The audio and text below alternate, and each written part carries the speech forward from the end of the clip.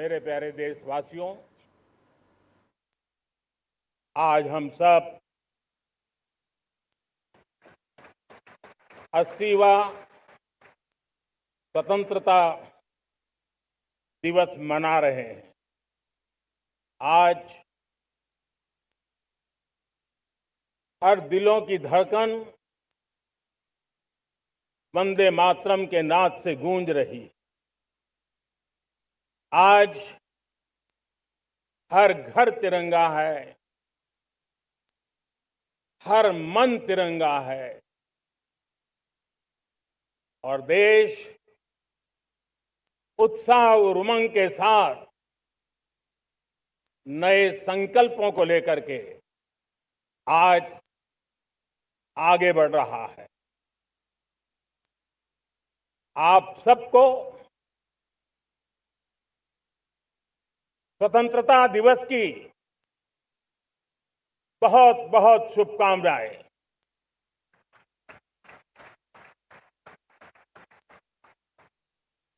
देश आज उन महान सपूतों का पुण्य स्मरण करती है जिन्होंने देश की आजादी के लिए त्याग बलिदान की पराकाष्ठा की। अपने तप, त्याग और बलिदान से आजादी के एकमात्र लक्ष्य को लेकर के अपनी पूरी जिंदगी खपा दी। पूज्य बापू समेत सभी स्वातंत्र्य सेनानियों को बलिदान की महान परंपरा जगाने वाले महान क्रांतिकारियों को आज मैं श्रद्धापूर्वक नमन करता हूं।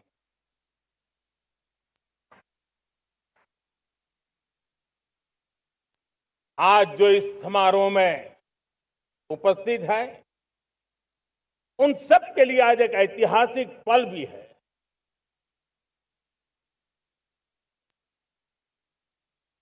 आजादी के बाद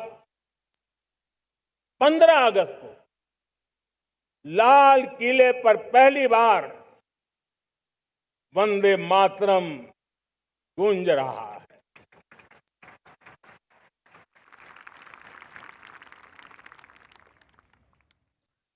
आज जब हम देश के लोग वंदे मातरम के 150 वर्ष मना रहे हैं, तो इससे बड़ा उत्तम अवसर क्या हो सकता है। मेरे प्यारे देशवासियों, पिछले दिनों देश के कुछ हिस्सों में बाढ़ का प्रकोप रहा, भूस्खलन का प्रकोप रहा, अनेक परिवार प्रभावित हुए। उनके दुख दर्द को हम भली भांति अनुभव करते हैं। पीड़ित परिवारों को मैं विश्वास दिलाता हूं कि हम और पूरा देश उनके साथ खड़े हैं। मेरे प्यारे देशवासियों, कोई भी राष्ट्र तब महान बनता है, तब अपनी सिद्धियों को प्राप्त करता है, जब अपने सपनों, अपने संकल्पों और अपने सामर्थ्य के दम पर आगे बढ़ता है। मेरे देशवासियों, अब छोटे सपनों से चलने वाला नहीं। हमें बड़े सपने, क्योंकि बड़े सपने हमारी सोच को भी विस्तार देते हैं, हमारी सोच की क्षितिज को विस्तृत करते हैं। हमारे संकल्प दृढ़ होने चाहिए, जब संकल्प दृढ़ होता है तो कठिनाइयों से, आपदाओं के बीच से रास्ते निकालने का सामर्थ्य अपने आप उभर करके आता है। और मेरे प्यारे देशवासियों, हमारे संकल्प भी ऊंचे होने चाहिए, क्योंकि जब सपने ऊंचे होते हैं, संकल्प ऊंचे होते हैं, तो हमारे सामर्थ्य की ऊंचाई भी बढ़ती है, हमारे प्रयासों की ऊंचाई भी बढ़ती है, और तब जाकर के हम सपनों को साकार कर सकते हैं। मेरे प्यारे देशवासियों, आज भारत ने भी एक बहुत बड़ा सपना देखा है, दृढ़ संकल्प के साथ देखा है। नई ऊंचाइयों को छूने के लिए देखा है, और वो सपना है जब आजादी के 100 साल होंगे, 2047 में हम विकसित भारत बना के रहेंगे। 140 करोड़ देशवासियों के पुरुषार्थ से इस लक्ष्य को हमें हासिल करना है। और जब दुनिया की सबसे बड़ी आबादी वाला देश विकसित होने का संकल्प लेता है, तो ये दुनिया की नजरों में भी हमारे साहस का परिचायक बन जाता है।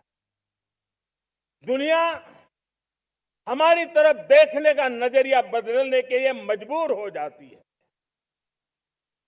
प्यारे देशवासियों, और मैं ऐसे ही नहीं कह रहा हूं, पिछले 12 वर्ष में देश के कोटि कोटि नागरिकों ने, दलित हो, पीड़ित हो, वंचित हो, आदिवासी हो, गांव में रहने वाला हो, शहर में रहने वाला हो, गरीब हो, मध्यम वर्ग का हो, युवा हो, बुजुर्ग हो, नारी हो, पुरुष हो, उत्तर हो, दक्षिण हो, पूर्व हो, पश्चिम हो, हर किसी ने पिछले 12 साल में एक संकल्प के साथ, समर्पण के साथ देश को नई ऊंचाइयों पर ले जाने में हर प्रकार से प्रयास किया है। मैं उनके इस प्रयासों का आदरपूर्वक स्वीकार करता, और उसी का परिणाम है कि इतने कम समय में 25 करोड़ देशवासी गरीबी को परास्त करके गरीबी से बाहर निकले हैं। इन्हीं देशवासियों का प्रयास का परिणाम है कि हम कभी फ्रेजाइल 5 में गिरे जाते थे। 12 साल के भीतर भीतर हम एक मेजर इकोनॉमी में फास्टेस्ट ग्रोइंग इकोनॉमी बन गए हैं।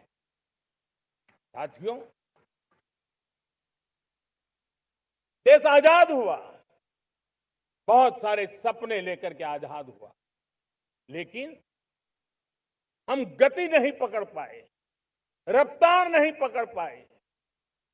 होती है, चलती है, अरे हो जाएगा, देखा जाएगा, उसी में खोए रहे। 2014 तक आते आते तो पूरे विश्व ने हमें फ्रेजाइल 5 के उस में डंप कर दिया था। ऐसे समय पिछले 12 साल में भारत ने एक नई रफ्तार पकड़ी, तेज गति से हम आगे बढ़ रहे हैं, और देशवासियों का संकल्प है कि अब 140 करोड़ देशवासियों के संकल्प को, सामर्थ्य को रोकना नामुमकिन है। प्यारे देशवासियों, पिछले 12 वर्षों में डिफेंस प्रोडक्शन करीब 4 गुना हुआ, खादी और ग्रामोद्योग का उत्पादन करीब 5 गुना हुआ, इलेक्ट्रॉनिक मैन्युफैक्चरिंग करीब 7 गुना बढ़ा, आधुनिक रेलवे कोच का निर्माण 21 गुना बढ़ा, मोबाइल फोन उत्पादन 33 गुना बढ़ा। इतना ही नहीं, आधुनिक युग को देकर के भी डिजिटल और इनोवेशन की दुनिया में भी हमने अपना परचम लहराया। इंटरनेट कंज्यूमर करीब करीब 4 गुना बढ़े। पेटेंट ग्रांट होने की संख्या 4 गुना बढ़ी। डिजिटल ट्रांजैक्शन 100 गुना बढ़े। सामान्य मानवीय की सुविधाओं की तरफ भी हमने उतना ही गंभीरता से काम किया। हर साल औसतन 15 गुना ज्यादा तेजी से हमने नल से जल कनेक्शन दिए। हर साल औसतन 6 गुनी ज्यादा रफ्तार से लोगों को गैस कनेक्शन दिए। हर साल 4 गुनी रफ्तार से गरीबों के लिए टॉयलेट बनाने का काम किया। हर साल 3 गुना ज्यादा तेजी से गरीबों को घर देने का काम किया। देश ने गवर्नेंस में भी बहुत बदलाव लाया। हजारों की संख्या में कंप्लायंसेस खत्म किए। सैकड़ों की तादाद में पुराने कानून खत्म किए। पिछली शताब्दी के कानूनों से 21वीं शताब्दी की मार्च नहीं हो सकती। हमने आधुनिक इंफ्रास्ट्रक्चर के लिए मेट्रो का विस्तार किया। हमने पब्लिक ट्रांसपोर्ट को ताकत दी। जिस स्पीड से काम, जिस स्केल पर काम किया, ये सब, ये रफ्तार, ये विस्तार, ये अचीवमेंट आजादी के बाद पहली बार पिछले 1 दशक ने देखा है। और जब इतनी सारी सिद्धियां हमारे सामने हो, इतनी तेज गति दिखाई देती हो, देशवासियों का सामर्थ्य पल पल प्रकट होता है, तब तो 2047 में विकसित भारत बनने का संकल्प कभी भी अधूरा नहीं रह सकता है।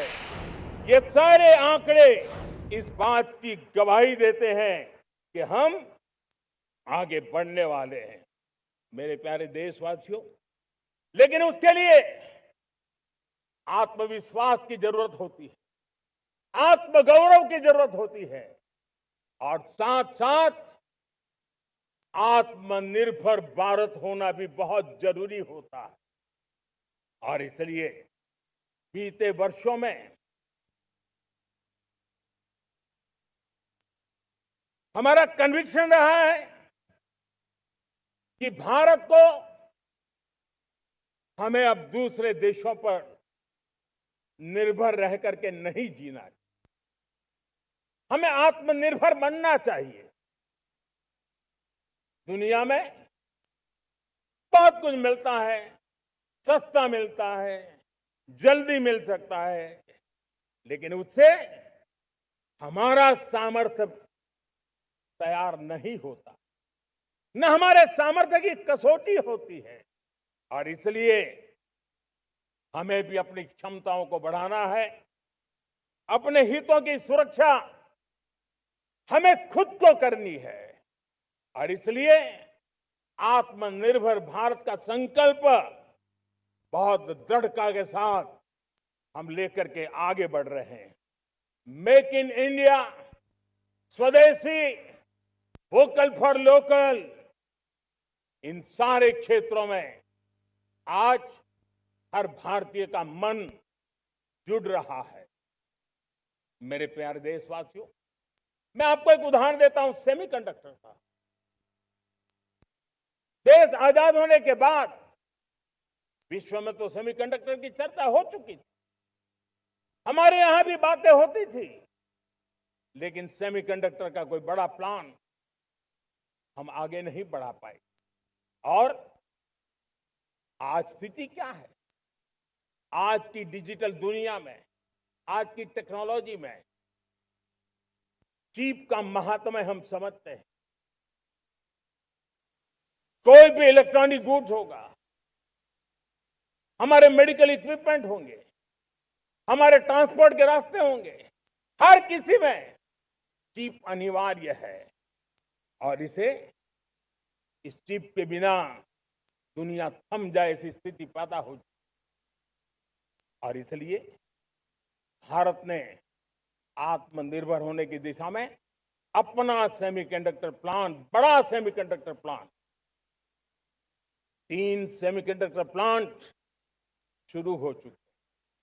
और मुझे बताया गया है कि वहां जो प्रोडक्शन हो रहा है वो एक्सपोर्ट होना शुरू हो चुका है। और मैं देशवासियों को कहना चाहता हूं, आने वाले 7-8 वर्ष में और 5, 7 या 8 सेमीकंडक्टर प्लांट बहुत ही जल्द शुरू होने वाले। ये आत्मनिर्भर भारत हमें विकसित भारत की दिशा में जाने का महामार्ग देती।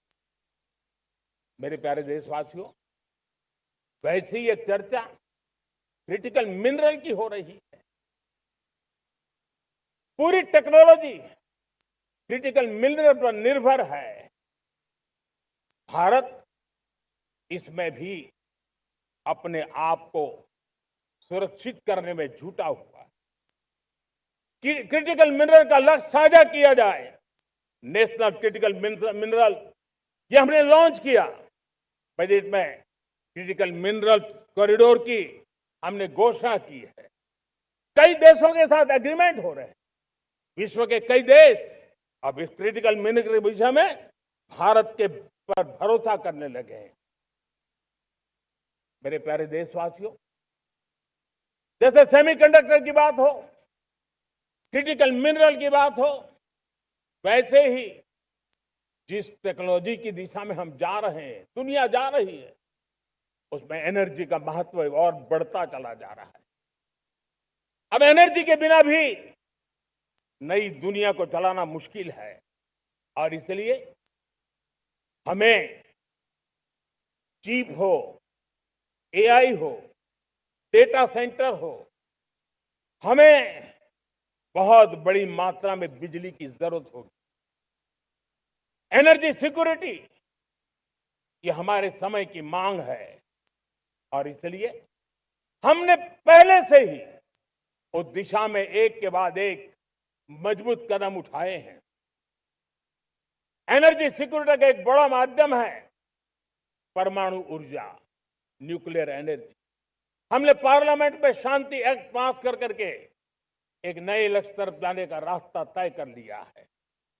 2047 तक हम 100 गीगावाट न्यूक्लियर पावर का लक्ष्य लेकर के चल रहे हैं। इसी एक दशक में हम 5 नए न्यूक्लियर रिएक्टर शुरू करने का लक्ष्य लेकर के चल रहे हैं। इस वर्ष भारत ने फास्ट ब्रीडर न्यूक्लियर टेक्नोलॉजी में महारत हासिल करके एक अहम पड़ाव पार किया है और उसके कारण परमाणु ईंधन में आत्मनिर्भर बनने की दिशा में हमें एक बहुत बड़ा सफलता का कदम हमने रखा है। मेरे प्यारे देशवासियों, कई बार संसाधनों की कमी के कारण देश रुकता नहीं है, लेकिन रुकने का कारण सोच की सीमाएं होती हैं। जब सोच बंद जाती है, सीमाओं में सड़ने लग जाती है, तब हम अपने सामर्थ्य को भी पहचान नहीं पाते हैं।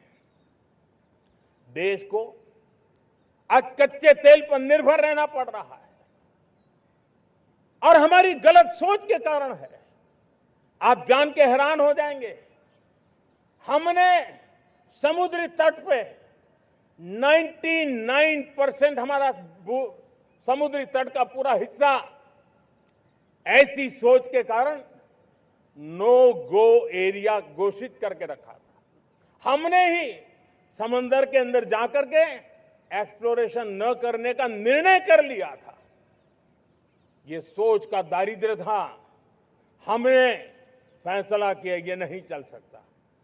हमने उस 99% को जो कभी नो गो एरिया हुआ करते थे, हमने उसको गो एहेड एरिया के रूप में खुला कर दिया है। और अब हम समुद्र के भीतर भी एक्सप्लोरेशन करने की और नए नए भंडार खोजने की दिशा में हम प्रवृत्त हैं, हम प्रयास कर रहे हैं।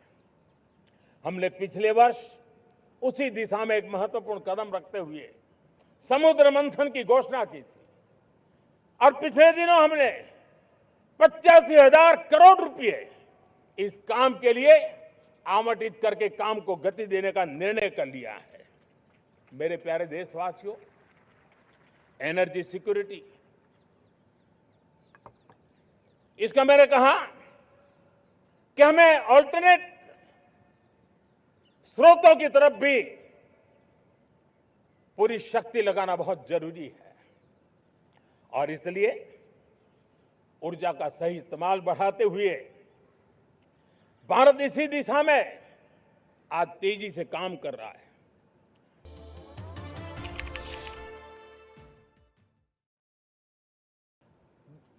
दो 2014 से पहले, मतलब आज से 12 साल पहले, हमारे देश में सिर्फ 70 शहरों में पाइप से गैस की व्यवस्था थी, पाइप से गैस डिस्ट्रीब्यूशन होता था। 12 साल में इन 70 शहरों को हमने 700 शहरों तक पहुंचा दिया है। ये होती है रफ्तार, ये होता है विस्तार। 2014 के पहले मुश्किल से 20-22 लाख घरों में पाइप से गैस पहुंचता था। आज 1.25 करोड़ घरों में पाइप से गैस पहुंचाने का काम हो रहा है। 12 वर्ष पहले देश में सोलर एनर्जी की कैपेसिटी सिर्फ 2 गीगावाट थी। 2 गीगावाट, आज 160 गीगावाट हमने प्राप्त किया है लक्ष्य। मेरे प्यारे देशवासियों, मैं एक और जानकारी देता हूं। हमने इसका लाभ देश के मध्यम वर्ग को, सामान्य परिवार को मिले, इस तरफ भी उतना ही ध्यान केंद्रित किया। हमने पीएम सूर्यघर मुफ्त बिजली योजना चालू की और आज मुझे संतोष है कि इतने कम समय में 50 लाख घरों का सोलर एनर्जी का काम हम आंकड़ा पार कर चुके हैं। तेजी से चल रहा है और उसके कारण हजारों घरों का बिजली बिल 0 हो गया है। हजारों घर अपनी बिजली का उपयोग करने से अतिरिक्त बिजली आज बेच करके कमाई कर रहे हैं। हर परिवार को हम इस काम के लिए 80,000 रुपया सरकार की तरफ से एक एक परिवार को मदद दी जा रही है, तब जाकर के हम इस काम को पूरा कर रहे हैं। मेरे प्यारे देशवासियों, आपको जानकर के हैरानी होगी, ये जो हमारी रेलवे है उसका इलेक्ट्रिफिकेशन का काम हमारे देश में 1925 में शुरू हुआ था। 1925 में इलेक्ट्रिफिकेशन का काम शुरू हुआ, लेकिन 90 साल में 1925 से लेकर के 90 साल में सिर्फ 30% रेल का इलेक्ट्रिफिकेशन हुआ था। यानी 90 साल में 30%। हमारी रफ्तार देखिए, लक्ष्य को पाने के लिए हमारी दौड़ देख लीजिए। हमने एक दशक के अंदर 100% काम पूरा कर दिया। 90 साल में 30%, 10 साल में 70%, ये होता है काम। और इसके कारण डीजल जो हमें बाहर से लाना पड़ता है उसकी बचत हुई, बिजली से हमारी ट्रेनें चली, पर्यावरण को फायदा होने लगा। मेरे प्यारे देशवासियों, हम यहां से नहीं रुके हैं। हम दुनिया के अंदर पीछे रहना नहीं चाहते। पिछले दिनों आपने खबर सुनी होगी, भारत ने ईंधन का एक नया क्षेत्र को भी छू लिया है। देश ने पहली हाइड्रोजन से चलने वाली ट्रेन शुरू कर दी है और मुझे खुशी है, ये सबसे लंबी ट्रेन है और सबसे ताकतवर ट्रेन है और दुनिया में हाइड्रोजन ट्रेन के क्षेत्र में भी भारत ने अपना झंडा गाड़ दिया है। प्यारे देशवासियों, पिछले 10-12 साल हम लगातार 2047 के लक्ष्य को पाने के लिए दौड़ रहे हैं, एक के बाद एक सोपान सिद्ध कर रहे हैं। हमने सोचा भी नहीं था कि हमें इसमें भी कुछ मुसीबतों का झेलना पड़ेगा। पिछले 10-12 वर्ष में कितने संकटों का सामना करना पड़ा। कोरोना जैसी वैश्विक महामारी ने पूरी दुनिया को चिंता में डाल दिया था, सारी व्यवस्थाएं चरमरा गई थी। कोरोना से बाहर निकले, युद्ध की विभीषा की खबरें आने लगी, कहीं यूक्रेन तो कहीं पश्चिम एशिया, हर जगह पे तनाव का माहौल। और पता नहीं भविष्यवेत्ताओं ने तो न जाने क्या क्या घोषणाएं कर दी थी। देश को डराना, देश को भयभीत रखना, देश को चिंतित रखना, इसी में कुछ लोगों को आनंद आता है। वैक्सीन नहीं मिलेगी, कोविड में लोग बचेंगे नहीं, कुछ भी नहीं होने वाला।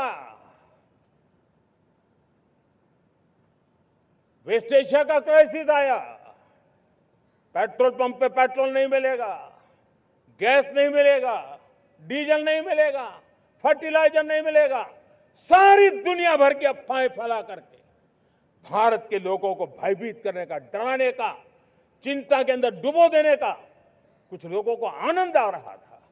लेकिन देश ने देख लिया कि पिछले 10-12 साल की सुविचारित योजनाएं रंग ला रही है और हम इतने बड़े संकट के बावजूद भी नागरिक देवो भव के मंत्र को लेकर के जीते हुए भारत ने जो तैयारियां की थी, एक के बाद एक कदम उठाया था।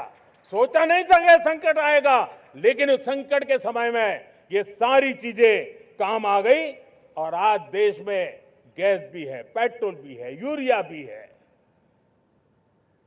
हम अपनी ताकत के ऊपर खड़े हो रहे, चल रहे। मेरे प्यारे देशवासियों, दुनिया के इन संकटों का प्रभाव हर किसी पर हुआ, हम भी अछूते नहीं। यूरिया के दाम दुनिया में 3,000 रुपया पहुंच गए एक बोरी का। आज भी हम मेरे देश के किसानों को वो बोझ सहने के लिए मजबूर नहीं कर रहे। सरकार अपने कंधों पर वो बोझ उठा रहा है और दुनिया से जो 3,000 रुपया में यूरिया का बोरा हमें मिलता है, वो हमारे किसानों को हम सिर्फ 300 रुपये में दे पाते हैं। इतना ही नहीं, डीएपी आज दुनिया में बाजार 5,000 पहुंच चुका है, लेकिन मेरे देश के किसानों को दिक्कत ना हो इसलिए 1,350 रुपये में आज भी डीएपी देने का काम हम कर रहे हैं।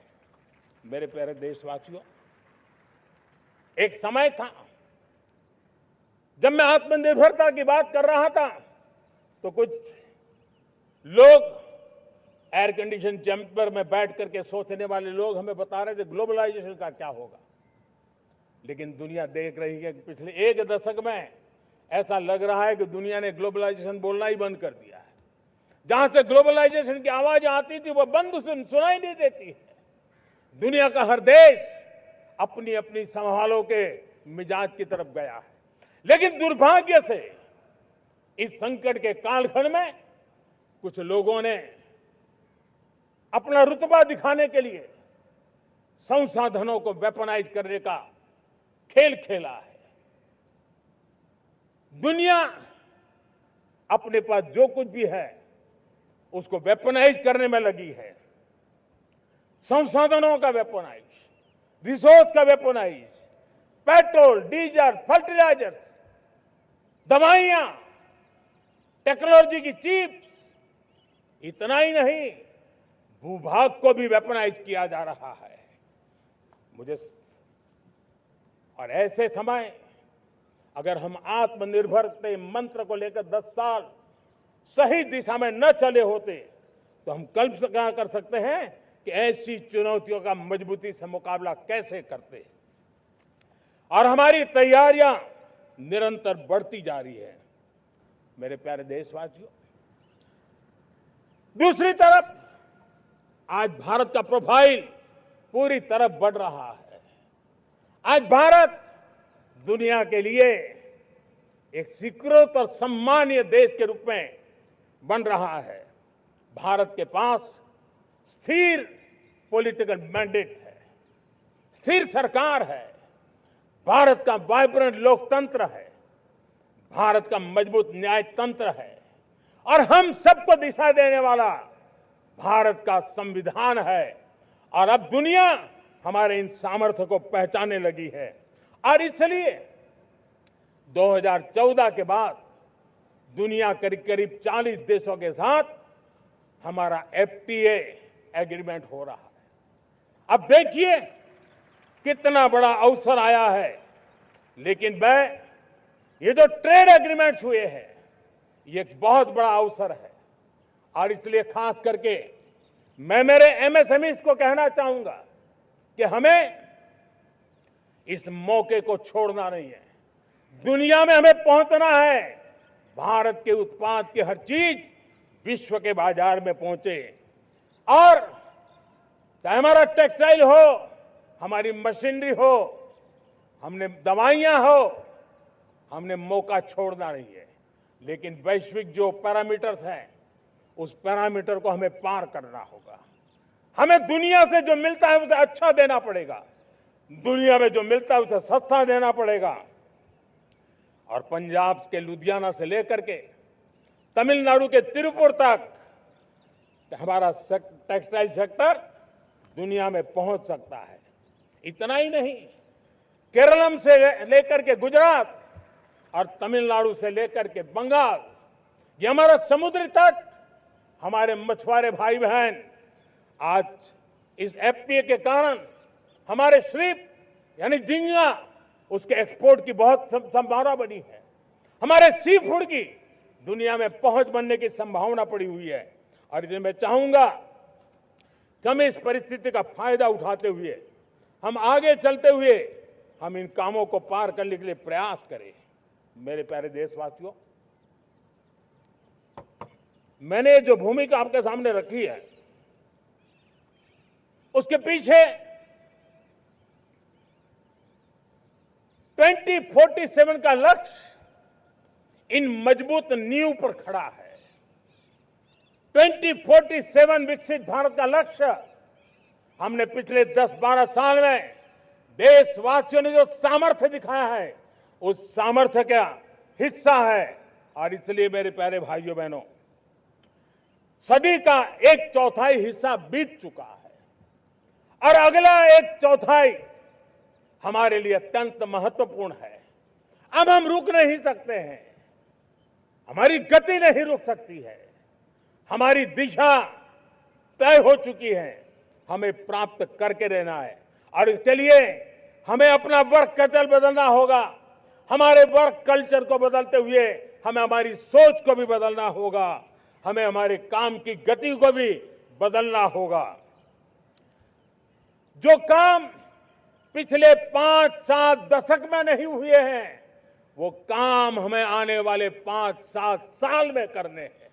और मेरा भरोसा है मेरे देश की युवा शक्ति पर, मेरे देश के नौजवानों पर, मेरे देश की माताओं को बहनों पर, मेरे देश के किसानों पर, मेरे देश के मजदूरों पर कि हम इस सपने को साकार कर सकते हैं। और इसलिए हमें रिफॉर्म की गति को भी आगे बढ़ाना है। और जब मैं रिफॉर्म की बात कर रहा हूं, रिफॉर्म नहीं हमारे लिए कोई कंपल्सन है, नहीं रिफॉर्म ये हमारे के लिए कोई बजबड़ है। हमारे लिए रिफॉर्म ये कन्विक्शन है। आउट ऑफ कन्विक्शन हम रिफॉर्म एक्सप्रेस पर चल पड़े हैं और हम आने वाले दिनों में भी नेक्स्ट लेवल रिफॉर्म की ओर बढ़ने वाले हैं। और इसलिए सरकार समाज, उद्योग, उत्पादक, किसान, हर किसी ने अपनी ट्रेडिशनल व्यवस्थाओं में रिफॉर्म करना पड़ेगा, सोच में रिफॉर्म करना होगा, अपने लक्ष्यों को रिफॉर्म करना होगा। और इसलिए मेरे प्यारे देशवासियों, हमें एक निश्चित दिशा में को लेकर के चलना होगा। मैं आज उस युग को भी याद करना चाहूंगा जब देश भारत का सामर्थ्य सप्त सिंधु के रूप में हम जानते थे, हम समझते थे, हम सुनते थे। अब विकसित भारत बनाने के लिए हमें नई धारा चाहिए। आज लाल किले की प्राचीर से मैं देश के सामने शक्ति की सप्त धारा का आह्वान करता हूं। आने वाले 5-7 साल में जो पिछले 5-7 दशक में नहीं हुआ, वो सप्त धारा के सामर्थ्य से, शक्ति से हम देश को नई ऊंचाई, नई गति देंगे और नए लक्ष्यों को पार करने वाला सामर्थ्य देंगे। और इसके साथ साथ देश की युवा शक्ति का सामर्थ्य का भरपूर राष्ट्र निर्माण में उपयोग होगा, उनकी शक्ति जोड़ी जाएगी। आने वाले दिनों में जब मैं सप्तधारा की बात करता हूं, सप्तधारा की पहली शक्ति है मैन्युफैक्चरिंग पावर। मेरे प्यारे देशवासियों, हमें मैन्युफैक्चरिंग सेक्टर को बहुत आगे बढ़ाना होगा और प्रोडक्शन बढ़ाने के साथ साथ हमें छोटे छोटे पुर्जे भी बनाने हैं और बड़े बड़े प्रोडक्ट भी बनाने हैं। पूरा वैल्यू चेन हमारा होना चाहिए और उसे लेकर के चलना। हमें कंपोनेंट भी चाहिए और हमें कंप्लीट मैन्युफैक्चरिंग भी चाहिए, कंप्लीट प्रोडक्ट भी चाहिए। डिजाइन से लेकर मैन्युफैक्चरिंग तक भारत को ग्लोबल सप्लाई चेन का भरोसामंद केंद्र बनना होगा। इसके लिए मैं 3 चीजों पर विशेष जोर देना चाहता हूं। मैन्युफैक्चरिंग के क्षेत्र में जो मेरे भाई बहन हैं, ये समय का ये अवसर है, इस अवसर को जाने मत दें। और इसके लिए हमें कॉस्ट, क्वालिटी और स्केल, इसके विषय में वैश्विक मानदंडों से खरा उतरना पड़ेगा। हमारी फैक्ट्रीज कॉम्पिटिटिव हो, हमारे प्रोडक्ट्स यूजर फ्रेंडली हो, हमारा पैकेजिंग दुनिया के लोगों को लुभावने वाला हो, आकर्षित करने वाला हो, हमारा जीरो डिफेक्ट प्रिसिजन मैन्युफैक्चरिंग, ये हमारी पहचान बनना चाहिए। हर मैन्युफैक्चरर, हर एंटरप्रेन्योर, हर एमएसएमई से मैं कहना चाहता हूं, ग्लोबल मार्केट में हमारी पहचान विश्वसनीयता और गुणवत्ता के आधार पर होनी चाहिए। क्वालिटी के संबंध में नो कॉम्प्रोमाइज, और इसलिए हमारा मंत्र क्वालिटी, क्वालिटी, क्वालिटी होना चाहिए। यही हमारा ग्लोबल ब्रांड वैल्यू बनेगा। मेरे प्यारे देशवासियों, इस सप्तधारा की दूसरी शक्ति है कृषि और फूड प्रोडक्शन, फूड प्रोसेसिंग। हमें इस दिशा में आगे बढ़ना होगा। हमारे किसानों ने, अब दुनिया के बाजार खुल चुके हैं, एफपीए के कारण हमें एक बहुत बड़ा मार्केट मिल रहा है। हमें वहां पहुंचना है, हमें उस जगह को हाथ लगाना है। हमें खेत से लेकर एक्सपोर्ट मार्केट की ओर जाना होगा। हमारे पारंपरिक खान पान हो, हमारे मिलेट्स हो, हमारे मसाला हो, हमारे फल हो, फूल हो, क्या कुछ नहीं है हमारे पास, वो ग्लोबल ब्रांड्स बनने चाहिए। हमारे किसान केमिकल फ्री खेती को बल देंगे, दुनिया में इनकी मांग और बढ़ने वाली है। और जो ग्लोबल पैरामीटर्स के अंदर हर प्रकार से सिद्ध होने वाले हमारे एग्रो प्रोडक्ट होंगे, तो दुनिया में हम आसानी से पहुंच पाएंगे। मेरी सप्तधारा की तीसरी शक्ति है टेक्नोलॉजी और इनोवेशन। मेरे प्यारे देशवासियों, आज जमाना एआई का है, क्वांटम का है, स्पेस का है, रोबोटिक्स का है, डेटा सेंटर्स का है। पूरी तरह एक नया क्षेत्र खुल चुका है और इमर्जिंग टेक्नोलॉजी ये भी हर पल हमें चुनौती दे रही हैं। और इसलिए देश को दुनिया के लिए मार्केट नहीं बना देना, हमें इनोवेशन का हब बनना है। हमने यूपीआई और डिजिटल पब्लिक इंफ्रास्ट्रक्चर में लोहा मनवा लिया है, हमारी ताकत का परिचय करवा दिया है। अब भारत को डिजिटल पब्लिक टेक्नोलॉजीज उसको भी दुनिया के कोने कोने तक पहुंचाना है। भारत को नेक्स्ट जनरेशन कम्युनिकेशन टेक्नोलॉजी में लीड करना है। मेड इन इंडिया 6G हर कोने में पहुंचे, ये हमारा लक्ष्य होना चाहिए और हमें उस पर तेजी करनी चाहिए और इसके लिए हमारा प्रयास कम नहीं होना चाहिए। सप्तधारा की चौथी शक्ति है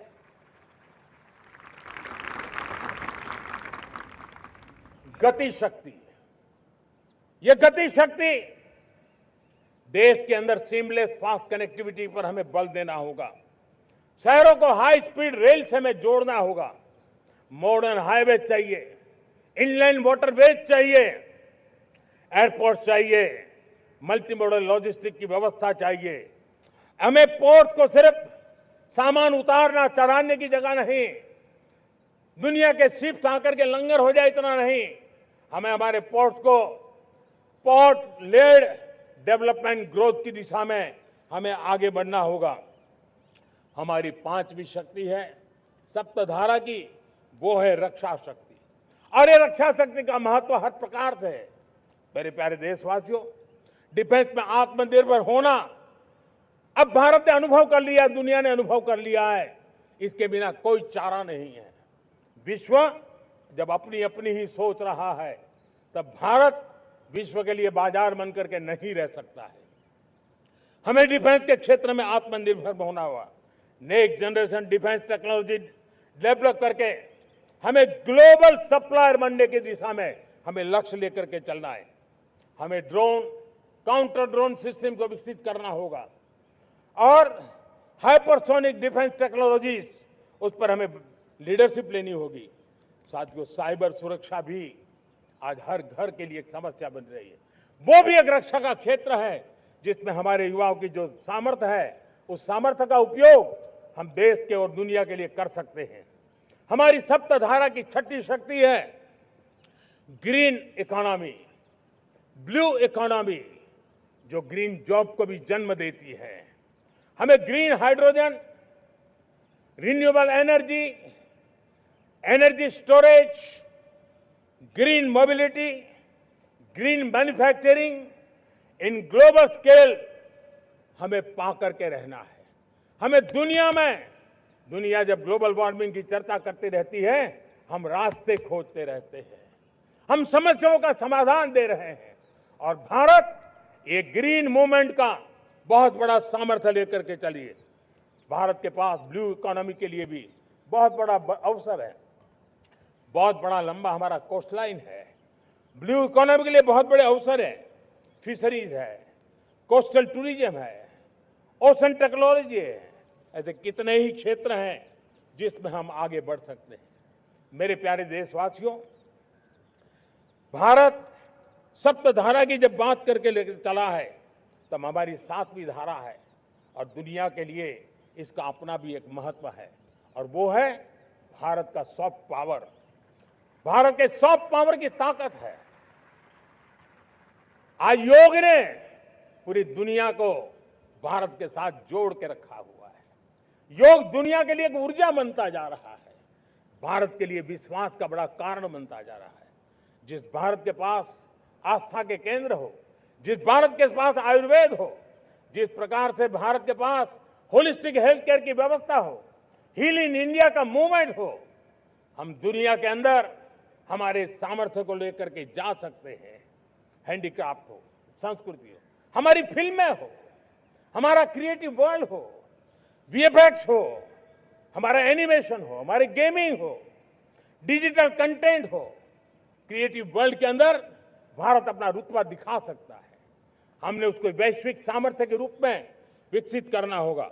आज भारत ने वेव समिट को एक बहुत बड़ी ताकत दी है। दुनिया धीरे धीरे भारत का ये जो world audio visual and entertainment summit है, उसकी राह देखता रहता है और वो भारत के सॉफ्ट पावर को, भारत के क्रिएटिव दुनिया को परिचित करेगा। मेरे प्यारे देशवासियों, भारत के पास विशाल वन्य संपदा है। हमारे पास 100 से ज्यादा नेशनल पार्क है। क्षमता बहुत है, लेकिन विदेशी टूरिस्टों को आकर्षित करने में हम कम पड़े हैं।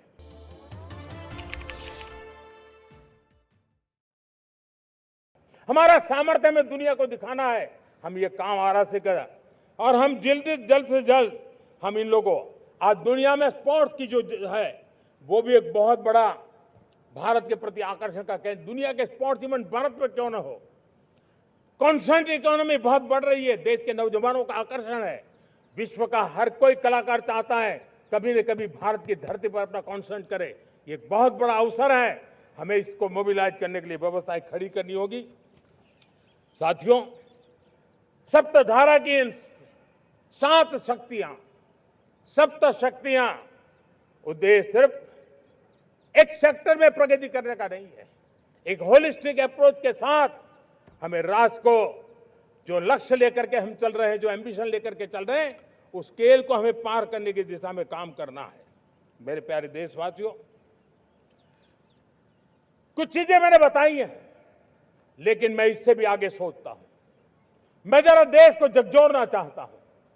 मैं देश की शक्ति को भी झकझोरना चाहता हूं। देश यानी सिर्फ सरकार नहीं होती है, देश यानी हर नागरिक जुड़ता है। क्या हम सोच नहीं सकते कि फॉर्च्यून 500 की चर्चा तो बहुत सुनते हैं।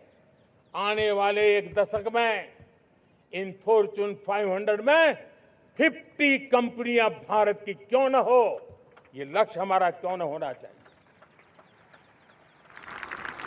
आज बैंकिंग सेक्टर फल फूल रहा है। दुनिया की टॉप बैंक के अंदर भारत की बैंक का झंडा भी क्यों न फहरता हो।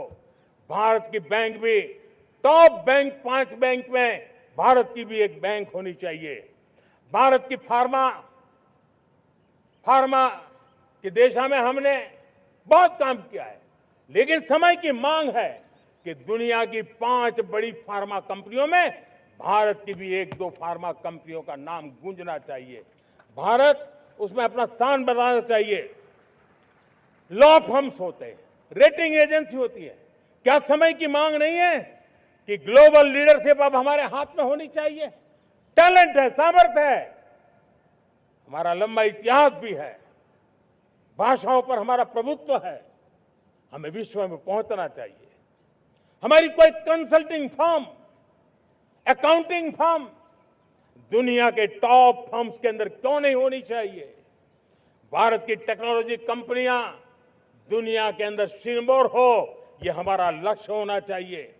हमारे ऐसे ब्रांड हो जिससे दुनिया आकर्षित होती हो। हमारे ब्रांड हमारे देश की पहचान हो और विश्व के लिए एक डेस्टिनेशन बन जाए। उस दिशा में हमें काम करना है। और इसके लिए मैं राज्य सरकारों को कहना चाहता हूं, मैं स्थानिक स्वराज की संस्थाओं को कहना चाहता हूं, भारत सरकार का भी यह दायित्व है कि हमें हमारे रिफॉर्म की गति बढ़ानी होगी। हमें 2047 के लक्ष्य के अनुरूप हमारी व्यवस्थाओं को विकसित करना होगा। हमें बीते हुए काल के नीति नियमों से नहीं चल सकते। हमें आने वाले सपनों के हिसाब से नीति नियमों को गढ़ना होगा। और इसको अगर हम पढ़ेंगे तो मुझे पूरा विश्वास है और मैं देशवासियों को भरोसा देता हूं, इसी रास्ते मेहनत में कोई कमी न करते हुए हम विकसित भारत का सपना पार करके रहेंगे। हमें सबको मिलकर के चलना है। केंद्र सरकार हो, राज्य सरकार हो, इंडस्ट्री हो, हम सब ने मिलकर के आगे बढ़ना है।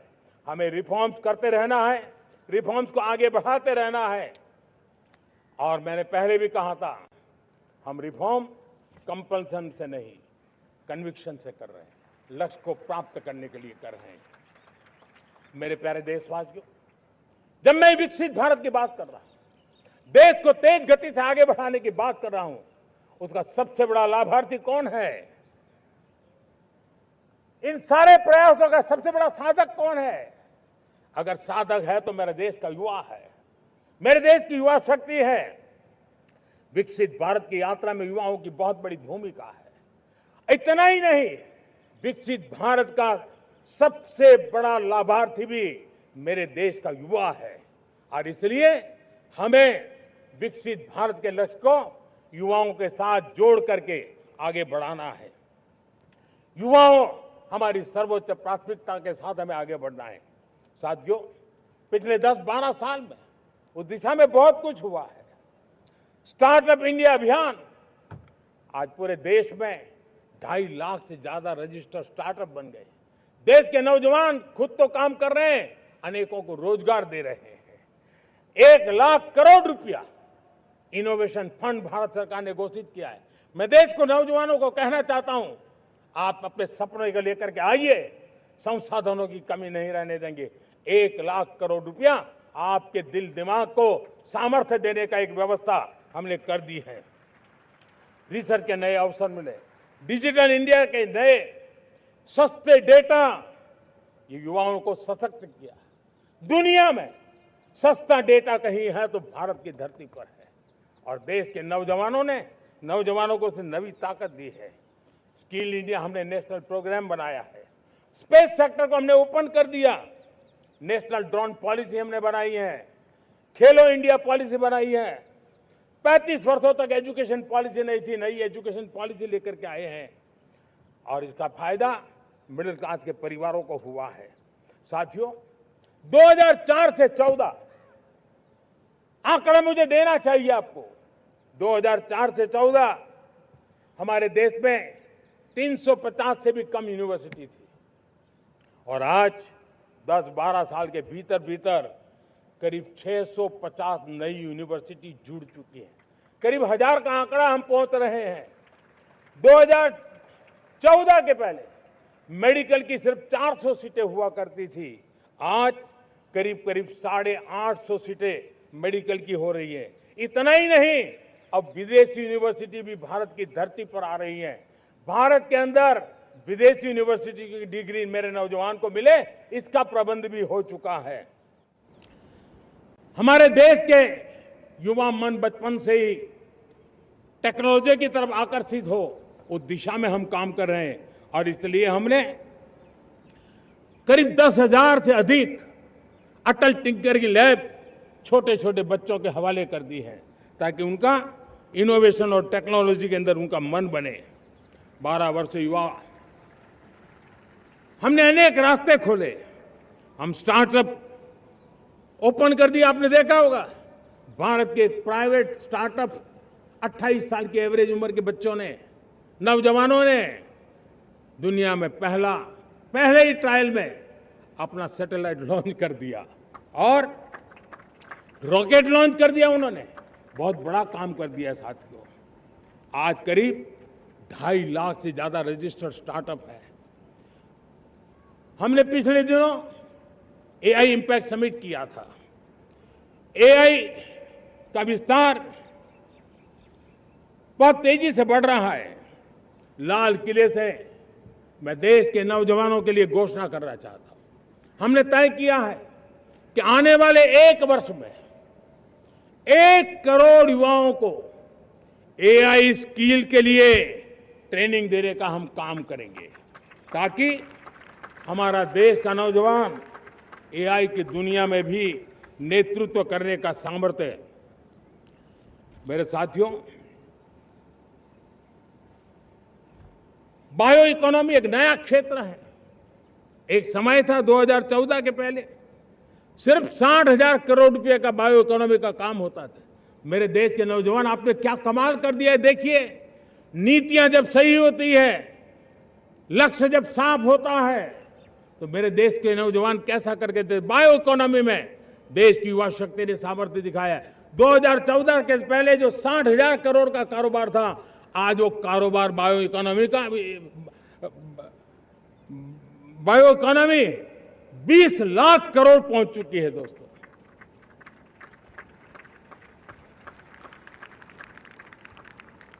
दो 2009-10 का कालखंड था, सिर्फ 25 लाख इलेक्ट्रिक व्हीकल हमारे देश में बिके थे। 1.5 लाख इलेक्ट्रिक व्हीकल बिके थे 2009-10 में। 1.5 लाख इलेक्ट्रिक व्हीकल। इस 25-26 में 25 लाख इलेक्ट्रिक व्हीकल बिके हैं। मेरे प्यारे देशवासियों, एविएशन सेक्टर भी मेरे नौजवानों के लिए बहुत तेजी से आगे बढ़ रहा है। नए एयरपोर्ट, नए रूट, नए नए रोजगार के अवसर बना रहे हैं। मेंटेनेंस, ओवरहॉलिंग, इसके भी कारण देश में बहुत बड़ी मात्रा में स्किल मैन पावर को काम मिल रहा है। मेड इन इंडिया हवाई जहाज बनाने की दिशा में हमने सफलता पाई है। Made in India defence transport aircraft C295 already अपनी उड़ान भर चुका है, सफल उड़ान भर चुका है। ये देश के नौजवानों के लिए, मेरे साथियों, ड्रोन ने भी बहुत बड़ा काम किया है। स्वामित्व योजना, गांव में ड्रोन से स्वामित्व योजना सफल हो रही है। करीब 3.25 करोड़ परिवारों को स्वामित्व योजना का लाभ मिला है और इसके कारण 140 लाख करोड़ रुपए जैसी संपत्ति अनलॉक हुई है, जिसके कारण बैंक से लोन मिल सकता है, लोग अपना कारोबार कर सकते हैं। मेरे प्यारे देशवासियों, हमारे मध्यम वर्गीय परिवारों के सामने एक बहुत बड़ा बोझ बन चुका है कोचिंग क्लासेस की स्पर्धा। हर माँ बाप को लग रहा है कि कोचिंग क्लास में बच्चे को नहीं भेजा तो हम प्रतिष्ठित परिवार नहीं है। इन गरीब और मिडिल क्लास परिवारों की हम चिंता करते हुए हजारों करोड़ रुपए का उनका खर्च है वो भी बचे, बेटे भी अपने आसपास रह सके, उनकी देखभाल हो सके, परिवार पर आर्थिक बोझ ना आए। और इसलिए हमने युवाओं के लिए विभिन्न परीक्षाओं की फ्री ऑनलाइन कोचिंग हमने करने का निर्णय किया है। डिजिटल पब्लिक इंफ्रास्ट्रक्चर है, हमारे पास उत्तम टैलेंट है, टीचर्स हैं, उन संसाधनों को जोड़ करके हम देश के नौजवानों को फ्री कोचिंग देने का एक पूरा नेटवर्क हम खड़ा करने वाले हैं। मेरे प्यारे देशवासियों, मैं हमेशा कहता आया हूं, जो खेले वो खिले। जब मैं खेले वो खिले की बात कर रहा हूं, तब मेरे प्यारे देशवासियों, आज भारत खेल की दुनिया में अपनी जगह बना रहा है। अब खेल के पोडियम में भारत का राष्ट्रगीत सुनाई देता है, भारत का राष्ट्रगान सुनाई देता है, भारत का तिरंगा झंडा लहराता दिखाई नजर आ रहा है। टॉप्स योजना ने बहुत बड़ी सफलता पाई है। खेलो India games, university games, winter games, beach games, sports infrastructure, sports के लिए कोचिंग, स्पोर्ट्स मेडिसिन, स्पोर्ट्स के लिए न्यूट्रिशन, इन सारे विषयों में भारत अब महारत करने की दिशा में आगे बढ़ रहा है। नौजवानों के लिए पूरा नया क्षेत्र, खिलाड़ी न बन सके तो उसकी सपोर्ट सिस्टम में भी बहुत बड़ा क्षेत्र खुल रहा है। स्पोर्ट्स की दुनिया में भारत का प्रदर्शन बेहतर होता रहा है और हम 2036 में ओलंपिक के मजबूत दावेदार बनकर के आगे बढ़ रहे हैं और 2030 में कॉमनवेल्थ गेम्स को भारत होस्ट करने वाला है। और मेरे साथियों,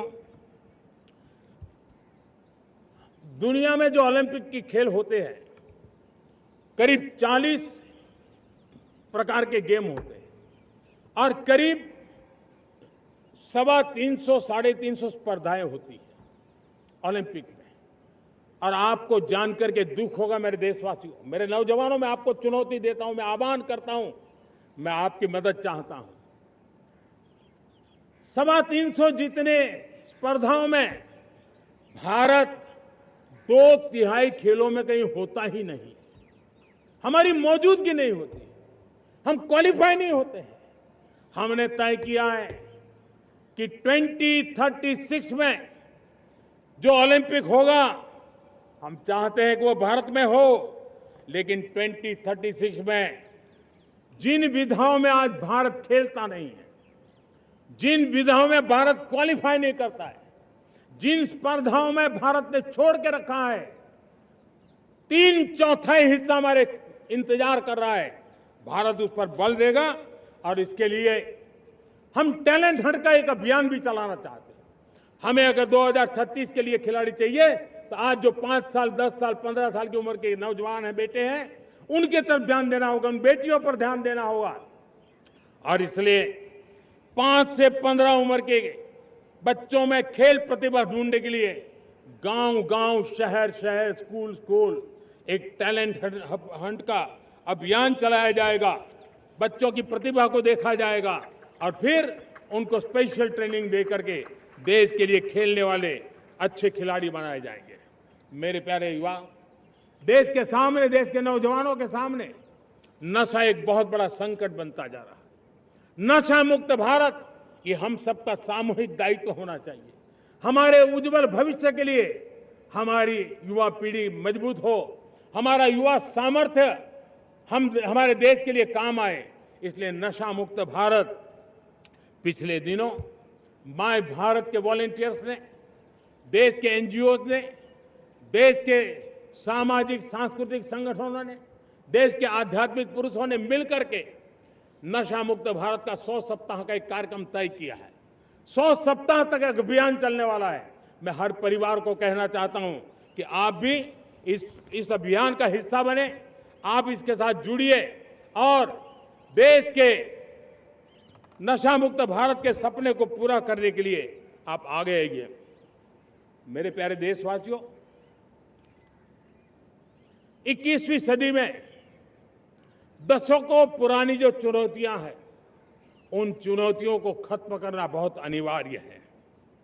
नक्सलवाद, माओवाद लाखों युवाओं के भविष्य को तबाह कर दिया। अनेक माताओं के दूधमल नौजवानों को छीन लिया, बर्बाद कर दिया। हर मां बाप के सपनों को चूर चूर कर दिया। इस नक्सलवाद ने 4 दशक तक हिंदुस्तान के बहुत बड़े हिस्से को, बहुत बड़ी आबादी को दबोच करके रखा था, बंदूक के नोक पर दबोच करके रखा था, संविधान की धज्जियां उड़ा दी थी और देश के सामान्य नागरिकों की रक्षा में 3,500 से ज्यादा हमारे पुलिस के, सुरक्षा बल के जवान शहीद हो गए। युद्ध के अंदर जितने सैनिक मरते हैं, उससे ज्यादा हमारे पुलिस जवानों को जान की बाजी लगानी पड़ी ताकि देश के सामान्य मानवी को सुरक्षा मिले। ये नक्सलवाद ने धरती को लहूलुहान कर दिया था। 2014 में आपने जब हमें मौका दिया, उसी दिन हमने संकल्प लिया था कि हम देश को नक्सलवाद से मुक्त करेंगे। और आज मुझे खुशी है कि नक्सली माओवादी हिंसा आखिरी सांस भी शायद रहने की अब तो ताकत नहीं रही है। पूरी तरह उसे खत्म करने की दिशा में जहां पर कभी नक्सलवादियों की गोलियां चलती थी, जहां पर कभी धरती रक्त रंजित रहा करती थी, आज उसी नक्सल क्षेत्रों में, उसी इलाकों में नक्सल मुक्त होने के कारण विकास, विश्वास और प्रयास का तिरंगा लहरा रहा है। मेरे प्यारे देशवासियों, लेकिन इस चुनौती को हमने कम नहीं आंकना है। इस चुनौती से हमें और भी सावधान रहने की जरूरत है। वर्षों तक देश की सत्ता में माओवादी सोच के लोग गलियारों में अपनी जगह बना करके बैठे थे।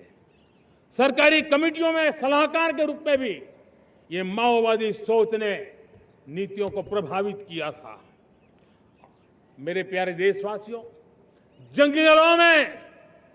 जंगलों में हमें हथियारी नक्सलों का खात्मा बुलाने में, उस संकट से देश को मुक्त कराने में सफलता मिली है। लेकिन हथियारी नक्सल तो गए, लेकिन दिमागी नक्सल, ये दिमागी नक्सल मौके की तलाश में है। हिंसा, अराजकता के वो रास्ते खोज रहे हैं, समाज को गलत राह पर घसीटने के लिए भांति भांति के दांव कर रहे हैं। इन दिमागी नक्सलियों को पहचानना होगा, इन दिमागी नक्सलियों को आइसोलेट करना होगा और राष्ट्र को विकसित राष्ट्र बनाने की मुख्य धारा की ओर देश की युवा पीढ़ी को जोड़ना होगा। मेरे प्यारे देशवासियों, सुरक्षित भारत बनाना हम सबका दायित्व है। चुनौती सीमा के भीतर हो या सरहद से बाहर, भारत हर परिस्थिति के लिए तैयार है। आज युद्ध का नेचर बदल रहा है। अब युद्ध सीमा पर ही होता है, गारंटी नहीं है। आज युद्ध सीमा के अंदर, कहीं रिफाइनरी पे जाकर के, कहीं बैंकिंग सेक्टर को जाकर के, कहीं डेटा सेंटर को जाकर के, एक प्रकार से लड़ाई का नया रूप, इंफ्रास्ट्रक्चर तोड़े जा रहे हैं, फैक्ट्रियां तोड़ी जा रही है। हमने मिशन सुदर्शन चक्र की पिछले सालों घोषणा की थी, बहुत तेजी से उस पर काम चल रहा है। आज डिफेंस एक्सपोर्ट हमारा करीब 50 गुना बढ़ा है। करीब 100 देशों में हमारे अस्त्र शस्त्र पहुंच रहे हैं। वैश्विक पटल पर भारत की प्रतिष्ठा धीरे धीरे बढ़ रही है। बदलते हुए समय में अस्त्र शस्त्र की तरफ काम करना है, सैन्य बलों का सामर्थ्य बढ़ाना है, लेकिन साथ साथ नागरिकों को भी तैयार करना होगा। पिछली शताब्दी के युद्धों के अनुरूप जो सिविल डिफेंस की व्यवस्थाएं हमारे देश में विकसित हुई है, वो कालबाह्य हो चुकी है। और इसलिए मैं आज लाल किले से घोषणा कर रहा हूं कि हम आने वाले दिनों में सिविल डिफेंस का एक वाइब्रेंट नेटवर्क खड़ा करेंगे। आधुनिक व्यवस्थाओं से उनको परिचित कराएंगे। आधुनिक संकटों से नागरिकों को रक्षा करने की क्या व्यवस्था हो सकती है, एक बहुत बड़ा वॉलेंटरी फोर्स सिविल डिफेंस का आधुनिक चुनौतियों को पार करने वाला हम बनाने वाले हैं। मेरे प्यारे देशवासियों, राष्ट्र के निर्माण में आज हमारी बहनों बेटियों का योगदान हम सब के लिए बहुत बड़ा प्रेरणा का कारण बना हुआ है। फाइटर जेट हो या सिविल एविएशन, हमारी बेटियां सबसे आगे दिखाई दे रही है। खेलकूद का मैदान हो, हमारी बेटियां आगे दिखाई दे रही है। स्टेम एजुकेशन में भर्ती होने की प्रक्रिया हो, सबसे ज्यादा हमारी बेटियां आगे दिख रही है। आज सेना में भी एनडीए से जो बच्चियां निकली हैं, वो बड़े रौब के साथ देश की सेना का नेतृत्व करने का सामर्थ्य दिखाने लगी है। मेरी बेटियों की ताकत कैसी है। मैं पिछले दिनों साणंद में एक सेमीकंडक्टर प्लांट में गया।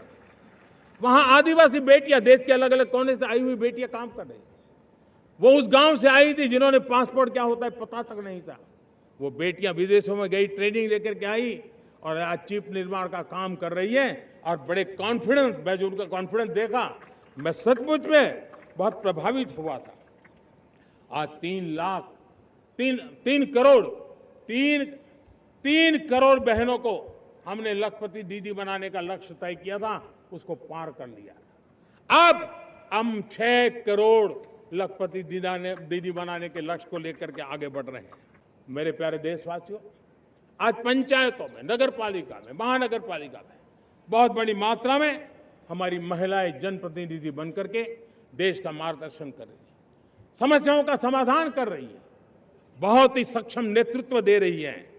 और इसी को ध्यान में रखते हुए हमने पार्लियामेंट में नारी शक्ति वंदन अधिनियम पारित किया था, लेकिन किसी न किसी कारण से राजनीति के अखाड़े में पिछले 40 साल से ये सपना हमेशा राजनीतिक अखाड़े का शिकार हो गया है। मैं देश के सभी राजनीतिक दलों से आज लाल किले की प्राचीर से तिरंगे झंडे की छाया में खड़े होकर के प्रार्थना करता हूं, आग्रह करता हूं, आइए उन महिलाओं के सामर्थ्य के पुजारी बनिए, उन महिलाओं के सम्मान में आगे आइए और जल्द से जल्द हमारी माताओं बहनों को 33% विधानसभा और लोकसभा में उनको प्रतिनिधित्व मिले, वे भारत की नीति घड़तर के अंदर अपना योगदान दे। समय की मांग है और मैं सभी राजनीतिक दलों से फिर से आग्रह करता हूं, आइए महिला आरक्षण लागू करके महिला सम्मान में आप भी जुड़िए, आप भी यश लीजिए, आप भी क्रेडिट लीजिए, लेकिन मेरी माताओं बहनों को हक दीजिए। मेरे प्यारे देशवासियों, विकसित भारत का संकल्प तभी पूरा होगा जब विकास अंतिम व्यक्ति तक पहुंचेगा। 2014 से पहले सिर्फ 25 करोड़ लोगों के पास सोशल सिक्योरिटी का कवर था, सिर्फ 25 करोड़ के पास। साथियों, पिछले 5-7 दशक में सिर्फ 25 करोड़, हमने एक दशक के भीतर भीतर 100 करोड़ देशवासियों को सोशल सिक्योरिटी का कवच दिया है। आयुष्मान भारत योजना से 70 साल की उम्र के बुजुर्गों से भी आज 5 लाख रुपए तक मुफ्त दवाई की व्यवस्था हो रही है। करोड़ों करोड़ों परिवारों को इसके कारण बहुत बड़ी सुविधा मिली है। और इस आयुष्मान कार्ड के कारण 2 लाख करोड़ रुपया जो दवाई और ऑपरेशन के पीछे खर्च होना था, वो मेरे परिवारों के बच्चे हैं। वो गरीब परिवार है, वो मध्यम वर्ग के परिवार है, उनको इतनी बड़ी। मेरे प्यारे देशवासियों, आज मुझे एक काम के लिए आपकी मदद चाहिए। मैं आप सबसे एक मदद मांग रहा हूं। सभी नौजवानों से मैं चाहता हूं कि आप इसका नेतृत्व करिए। आपका 1 या 2 घंटे देश को बहुत बड़ी शक्ति देने वाले हैं।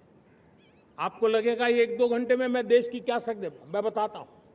आप बहुत बड़ी शक्ति बनने वाले हैं और इसलिए हर घर में वातावरण बने। इन दिनों देश में जनगणना का काम हो रहा है, सेंसस का काम हो रहा है, गिनती चल रही है। और गिनती सिर्फ आंकड़ों से बात बनती नहीं है, उसकी बारीकियों से नीतियां बनती हैं, योजनाएं बनती हैं। देश आगे बढ़ने की अपनी रूपरेखा तैयार करता है और इसलिए सटीक जानकारियां होना बहुत जरूरी है। कभी कभी जो सरकार की तरफ से प्रतिनिधि आते हैं वो इतनी जल्दी में होते हैं, कभी स्पेलिंग एक लिख देते हैं, कभी अलग लिख देते हैं और इसके कारण अल्टीमेट परिणाम हमें सही मिलने में दिक्कतें आती हैं। अब जब टेक्नोलॉजी अवेलेबल है और इस बार निर्णय किया है, आप स्वयं भी जनगणना में अपनी जानकारियां अपने मोबाइल फोन से भर करके दे सकते हैं। बाद में कोई बाबू आएंगे, कोई प्रतिनिधि आएंगे, आपसे चर्चा करेंगे, लेकिन आप परिवार के सब बैठ करके अगर डिजिटली अपना रजिस्ट्री करवा दे, सारी बारीकियां, स्पेलिंग में भी गलती ना हो, कोई भी जानकारियों में गलती ना हो, आप जितनी परफेक्ट जानकारी देंगे देश को आगे बढ़ने में बहुत बड़ी मदद मिलेगी। और इसलिए मैं देश के नौजवानों को कहता हूं कि आप अपने परिवार के लोगों को बिठा करके पूरे फॉर्म को समझिए, पहले कागज पे फॉर्म को भर दीजिए, कोई गलती है तो करेक्ट कर लीजिए और फिर टेक्नोलॉजिकली उसको डिजिटली इसको अपलोड कर दीजिए। आप देखिए इतना बड़ा काम देश कर लेगा और देश का समय और शक्ति सही काम के लिए उपयोग आएगा। और इसलिए मेरे देश के नौजवानों को जनगणना के इस काम में सक्रियता से जुड़ने के लिए मैं आग्रह करता हूं। मेरे प्यारे देशवासियों, मैंने लाल किले से पंच प्राण की बात कही थी। इस पंच प्राण ने देश को अपने आत्मगौरव की ओर लेकर के आगे बढ़ने का, लक्ष्यों को पार करने के सामर्थ्य के साथ आगे बढ़ने का एक बहुत बड़ा संबल दिया है। हमें गुलामी की मानसिकता हर पल मिटाते ही रहना है। जिस भारत का सपना नेताजी सुभाष चंद्र बोस ने देखा था, बाबा साहब आंबेडकर ने देखा था, पंडित नेहरू ने देखा था, सरदार पटेल, भगत सिंह, सुखदेव राजगुरु ने देखा था, डॉक्टर श्यामा प्रसाद मुखर्जी ने देखा था, भगवान बिरसा मुंडा ने देखा था, ज्योतिबा फुले ने देखा था, उन सब से प्रेरणा लेकर के हम आगे बढ़े। इस संकल्प को हम दोहराए, स्वयं से ऊपर राष्ट्र का हित हो, स्वयं से ऊपर राष्ट्र का हित हो और कर्तव्य ही हमारी पहचान हो। मैं सभी देशवासियों से कहूंगा, समय हमारा है। मैं सभी देशवासियों से कहूंगा, समय हमारा है, अवसर हमारा है, संकल्प हमारा है। आइए सपनों को संकल्प बनाए, संकल्प को सामर्थ्य बनाए और सामर्थ्य को सफलता में बदल के रहें। आइए हर कदम को विकास का कदम बनाएं, कदम से कदम मिलाएं, मन से मन मिलाए, लक्ष्य से जुड़े रहे। एक दीप से जले दीप हजारों, आओ मिलकर विकसित भारत बनाए, इसी एक भावना के साथ इस मंगल पर्व पर आप सबको अनेक अनेक शुभकामनाएं। मेरे साथ बोलिए, भारत माता की, भारत माता की, भारत माता की, वंदे वंदे वंदे। बहुत बहुत धन्यवाद।